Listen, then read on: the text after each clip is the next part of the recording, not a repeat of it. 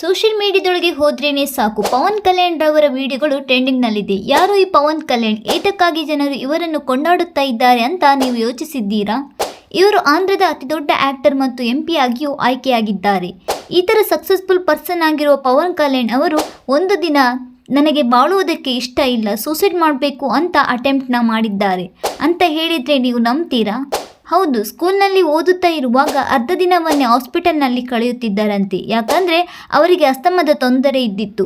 ಅದು ಮಾತ್ರ ಅಲ್ಲದೆ ಇವರಿಗೆ ಚೆನ್ನಾಗಿ ಓದಲು ಬರುವುದಿಲ್ಲ. ಆದ್ದರಿಂದ ತುಂಬ ಕಮ್ಮಿ ಮಾರ್ಕ್ಸ್ ಅನ್ನು ತೆಗೆದುಕೊಳ್ಳುತ್ತಿದ್ದರು.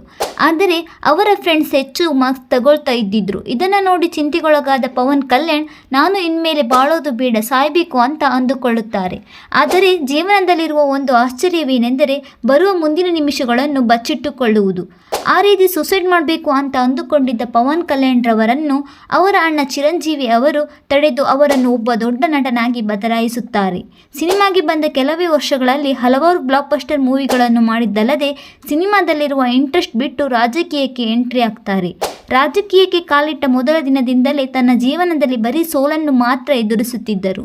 ಹಾಗೆ ರಾಜಕೀಯದಲ್ಲಿ ತನ್ನ ಪೂರ್ತಿ ಆಸಕ್ತಿ ಮತ್ತು ಪ್ರಯತ್ನ ಪಟ್ಟಿದ್ದರಿಂದ ತಾನು ಸಿನಿಮಾದಲ್ಲಿ ಸಂಪಾದಿಸಿದ ಒಟ್ಟು ಮೊತ್ತ ಹಣವನ್ನು ಪವನ್ ಕಲ್ಯಾಣ್ ರವರು ಕಳೆದುಕೊಳ್ಳುತ್ತಾರೆ. ಆದರೂ ಸಹ ತನ್ನ ಮನಸ್ಸನ್ನು ದೃಢ ಮಾಡಿಕೊಂಡು ಮತ್ತೆ ಪುನಃ ರಾಜಕೀಯದಲ್ಲಿ ಪ್ರಯತ್ನ ಪಡುತ್ತಾರೆ. ಯಾಕಂದರೆ ಜೀವನದಲ್ಲಿ ಒಂದು ಬಾರಿ ಸಾವಿಗೆ ಸಿದ್ಧನಾದವನು ಇನ್ನೊಂದು ಬಾರಿ ಸಾವನ್ನು ಎದುರಿಸಲು ಭಯಪಡುವುದಿಲ್ಲ.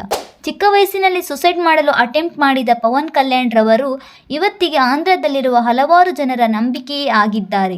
ನಿಮ್ಮ ಜೀವನ ನಿಮ್ಮನ್ನು ಯಾವತ್ತಿಗೂ ಕೈ ಬಿಡಬಹುದು, ಆದರೆ ಬಿಡದೆ ಪ್ರಯತ್ನ ಪಟ್ಟಾಗ ಪವನ್ ಕಲ್ಯಾಣ್ ರವರ ಜೀವನ ಬದಲಾದಂತೆ ನಿಮ್ಮ ಜೀವನ ಹಾದಿಯೂ ಕೂಡ ಬದಲಾಗುತ್ತದೆ. ಅದಕ್ಕೆ ಮಾಡಬೇಕಾದ ಒಂದೇ ವಿಷಯ, ನಿಮ್ಮ ಜೀವನದ ಮೇಲೆ ನಂಬಿಕೆ ಇಟ್ಟು ಪ್ರಯಾಣಿಸುವುದು. ಇದೇ ರೀತಿ ಮೋಟಿವೇಶ್ನಲ್ ವಿಡಿಯೋಗಳಿಗೆ ಸಬ್ಸ್ಕ್ರೈಬ್ ಮಾಡಿಕೊಳ್ಳಿ. ಧನ್ಯವಾದಗಳು.